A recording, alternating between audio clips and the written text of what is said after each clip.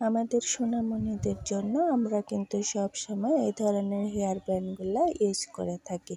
So দেখুন কত সহজে অল্প জিনিস দিয়েই খুবই সুন্দরভাবে কিন্তু এই হেয়ার ব্যান্ডগুলো বাসায় বানিয়ে ফেলা যায়, যদি এই ধরনের রাবার ব্যান্ডগুলো আপনার বাসায় থেকে থাকে। এই ব্যান্ডগুলো কিন্তু বাজারে খুবই অল্প টাকায় প্যাকেট আকারে পাওয়া যায়। সো সেটিকে আনার পর একটি ভ্যানকে দেখুন এভাবে করে ভাঁজ করে নিয়ে অন্য ভ্যানটির ভিতরে ঢুকিয়ে সেলাই করে দিলে সুন্দর একটি গোলাকার ফুলের আকৃতি তৈরি হয়ে গেল।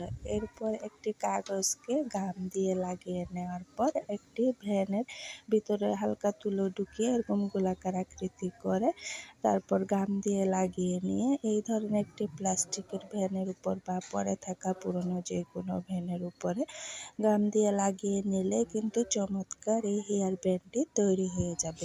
ভিডিওটি ভালো লাগলে শেয়ার করে দিবেন। ধন্যবাদ।